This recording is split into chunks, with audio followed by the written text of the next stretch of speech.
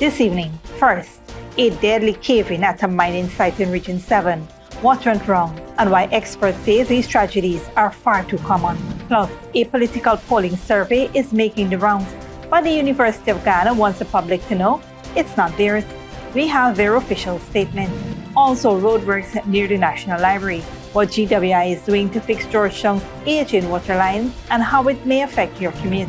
And high-tech security on the rise. CANU and other agencies undergo advanced drone training to fight crime and protect the environment. Finally, a tragedy at a religious festival in India. Dozens killed and scores injured in a stampede. These and other stories are coming up next on Headline News Update.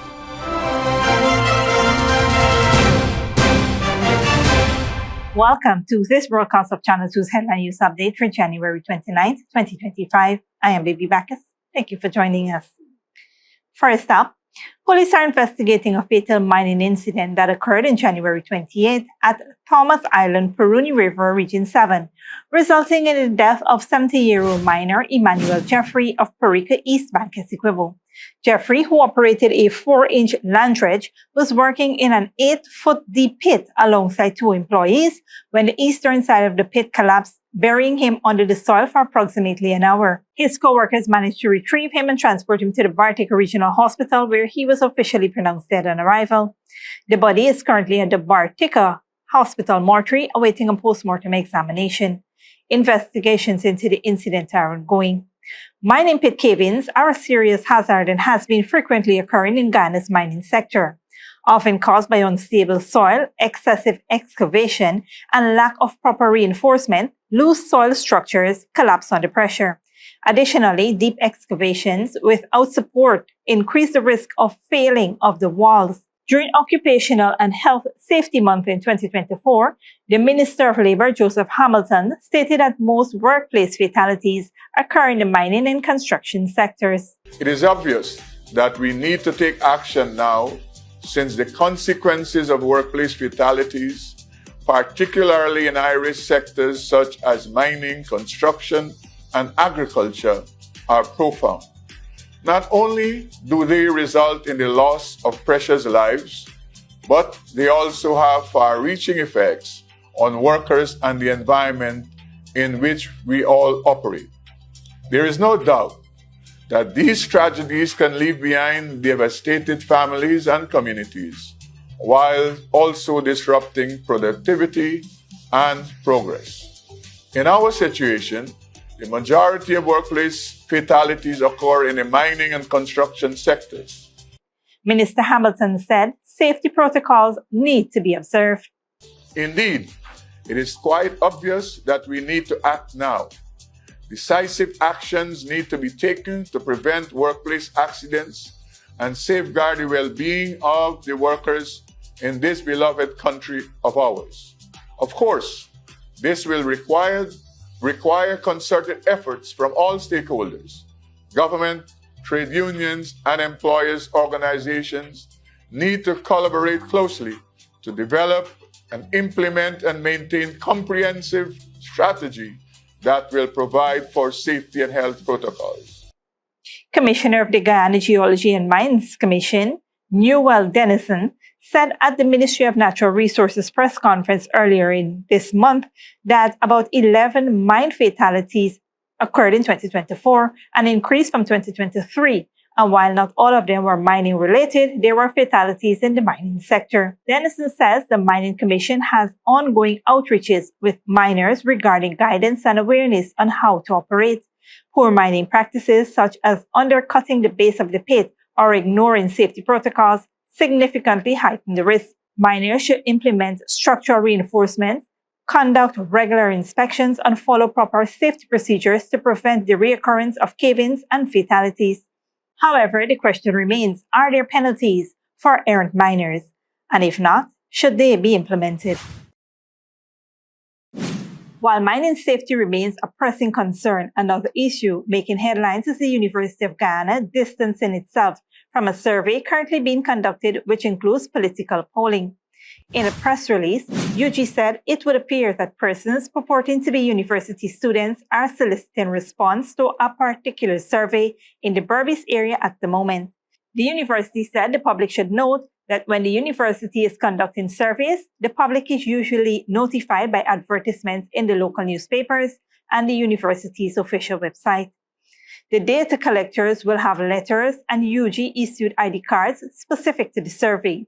The data collectors are expected to respect people's wishes to opt out of any such exercises at any point, and a University of Ghana's official contact for the staff members supervising the survey is provided in case there are queries or comments. The general public is therefore asked to take note and be guided accordingly, the release stated. In other news, the Ghana Water Incorporated is carrying out pipeline repair works near the National Library in Georgetown as part of efforts to address leakages in Georgetown's aging water infrastructure. The repairs, which began last evening, required road excavation but have been managed to ensure smooth traffic flow and minimal inconveniences to commuters. The works are part of the Georgetown Replacement Distribution and Transmission Project aimed at modernizing the city's water network for long-term reliability. The contractor has assured GWI that repairs along Broad Street and Battery Road will be completed by the end of March 2025. GWI will continue monitoring the project to ensure timely completion and minimal impact. However, drivers are urged to traverse the area with caution. The company thanks the public for their cooperation and remains committed to enhancing Georgetown's water supply system. Residents can contact GWI's customer service or visit its social media pages for further details and updates. Stick around when we return. GNBS launches consultations for national standardization strategy, and KANU hosts advanced drone training.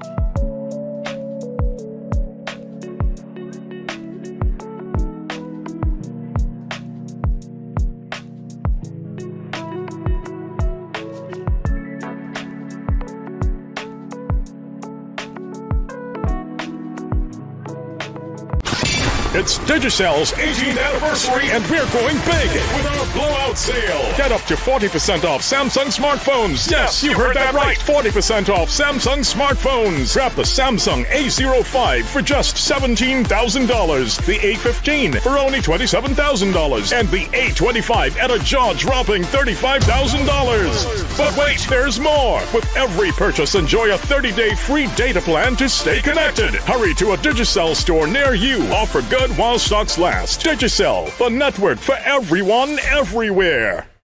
Sneakily with a gift of sight from Modern Optical Services. Let our professional team examine and prescribe what's best for your eyes. Our smiles make fashionable faces. See us for a full line of optical services, including brand name and prescription eyewear.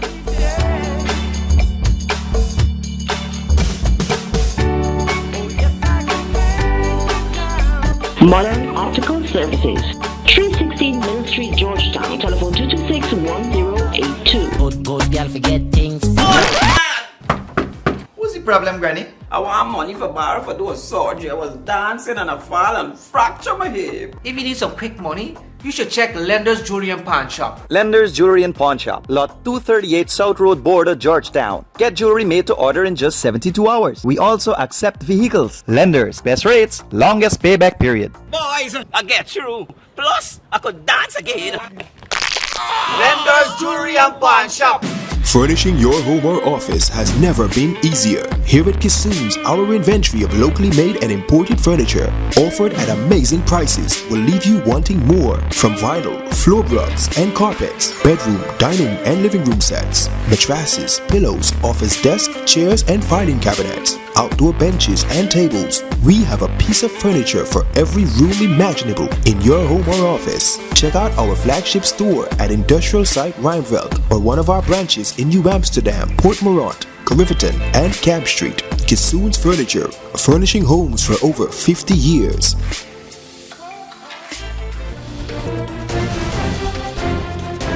Welcome back. The Ghana National Bureau of Standards held consultations on Thursday last with various stakeholders to develop a national standardization strategy.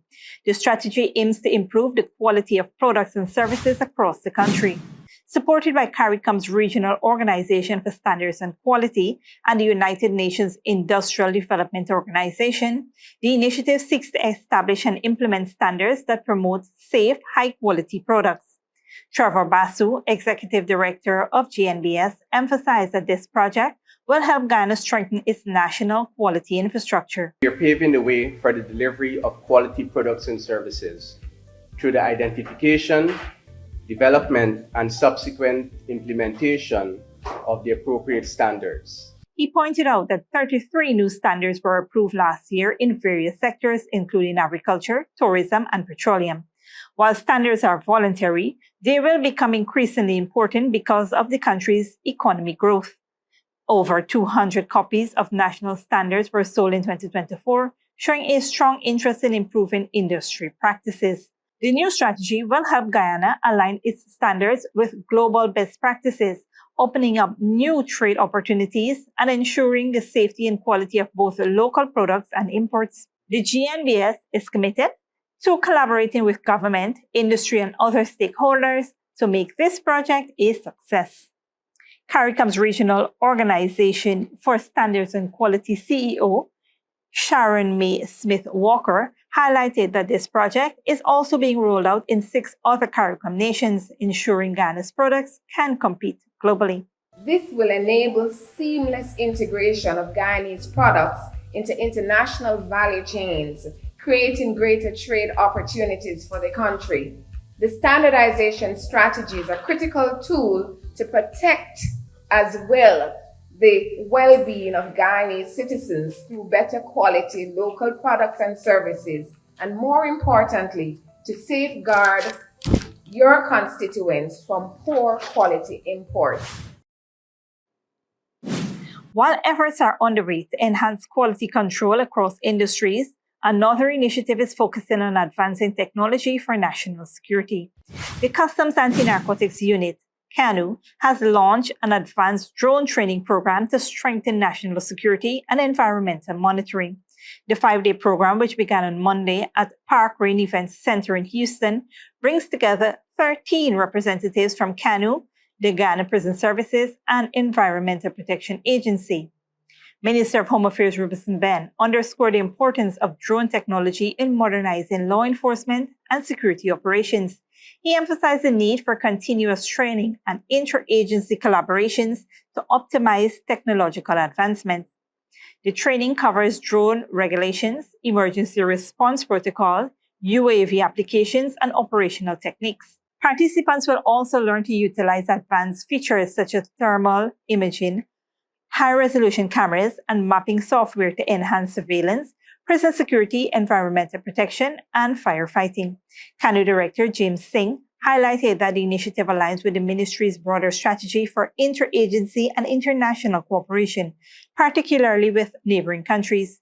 The Ministry of Home Affairs reaffirmed its commitment to fostering innovation and collaboration to ensure a safer and more secure Guyana. Don't go away after a break. Google Maps will rename the Gulf of Mexico to the Gulf of America in the US, and plane crash in South Sudan kills at least 20 people.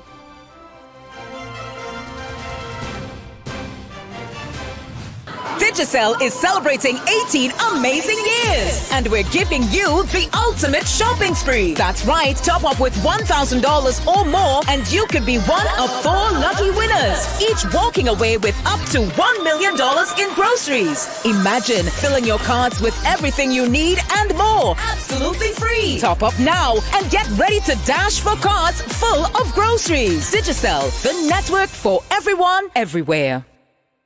Furnishing your home or office has never been easier. Here at Kissoon's, our inventory of locally made and imported furniture, offered at amazing prices, will leave you wanting more. From vinyl, floor rugs and carpets, bedroom, dining and living room sets, mattresses, pillows, office desk, chairs and filing cabinets, outdoor benches and tables. We have a piece of furniture for every room imaginable in your home or office. Check out our flagship store at Industrial Site Rijnveld or one of our branches in New Amsterdam, Port Morant, Riverton, and Cab Street. Kissoon's Furniture, furnishing homes for over 50 years.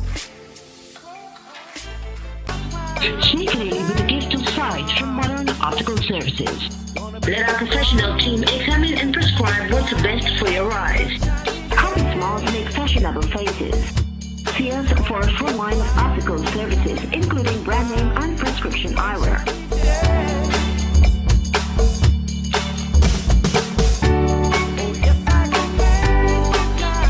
Modern Optical Services, 316 Middle Street, Georgetown. Telephone 226-1082. Good girl forget things.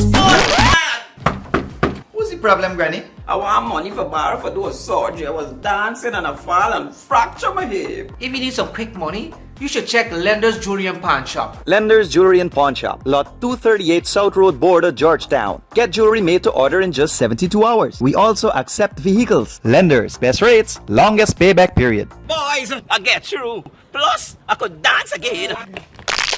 Lender's Jewelry and Pawn Shop.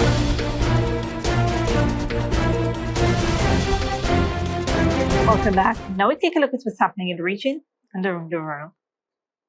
Google will rename the Gulf of Mexico to the Gulf of America on its US Maps apps following an executive order from President Donald Trump. The change applies only to US users, while the global name remains unchanged. Additionally, Mount Denali will revert to Mount McKinley in the US after Trump's push.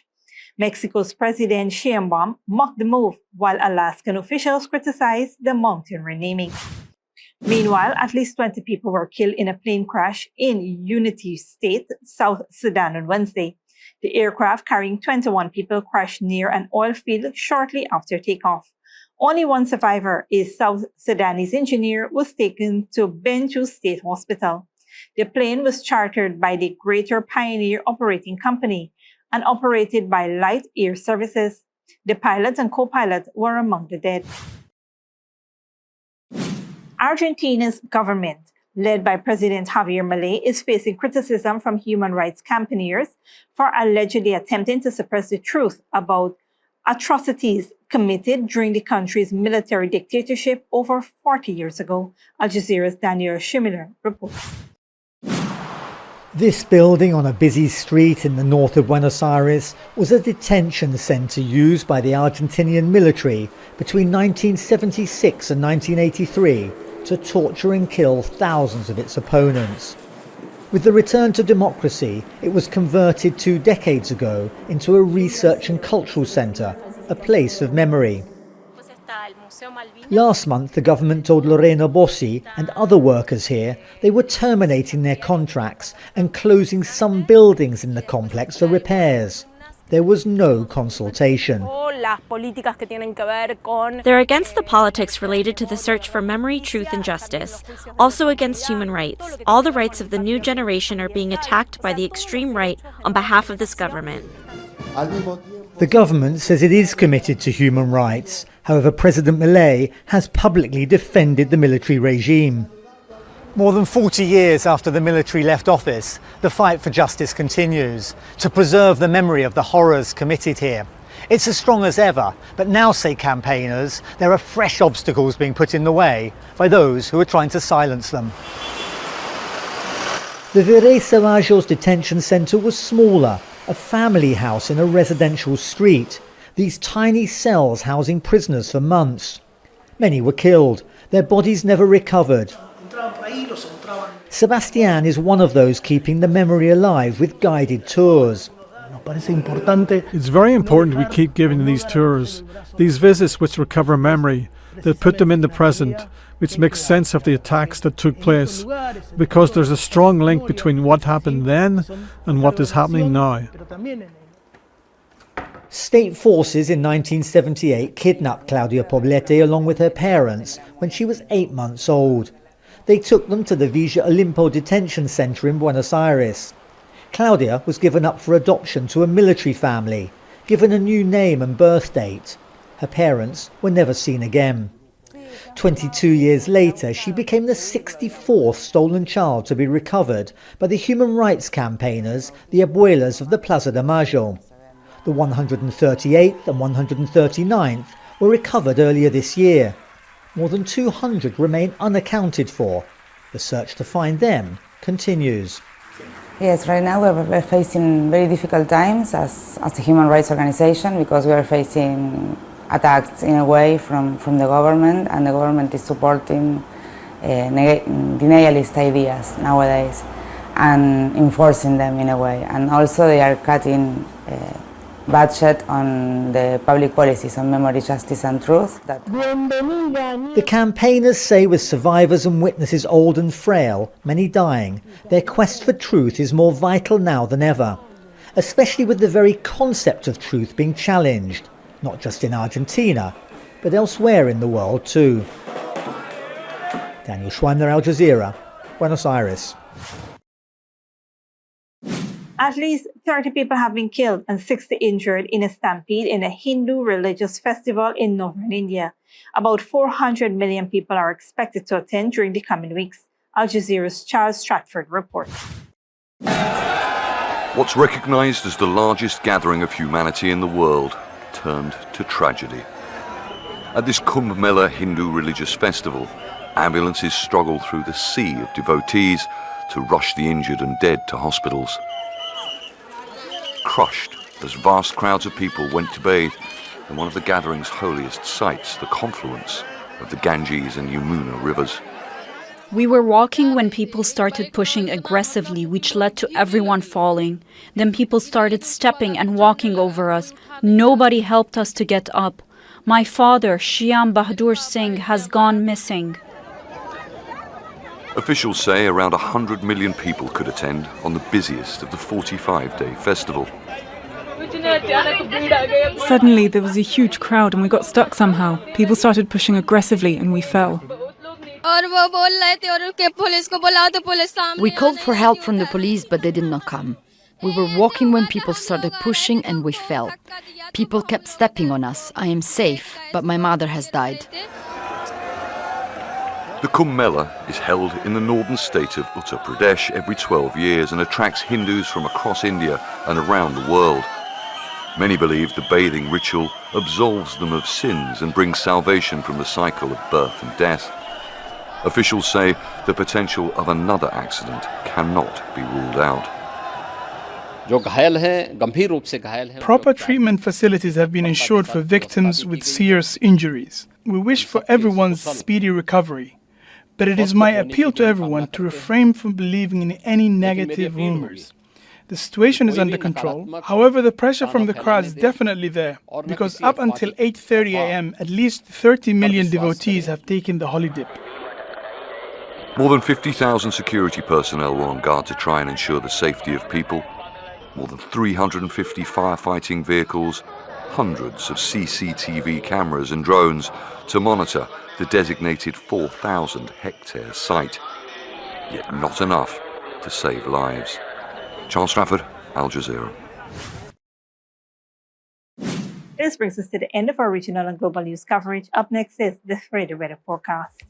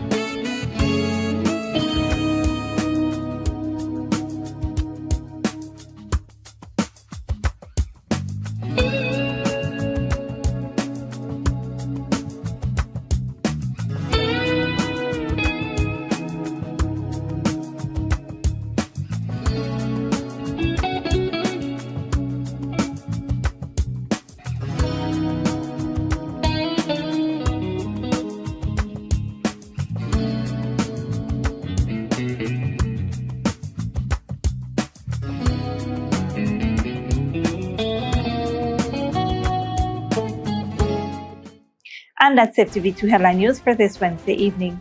As we take our leave, we invite you to follow us on Facebook and YouTube. You can tune in tomorrow at 6:30 a.m. for a rebroadcast and at 7 p.m. for more news. Until then, please take care of yourself and each other.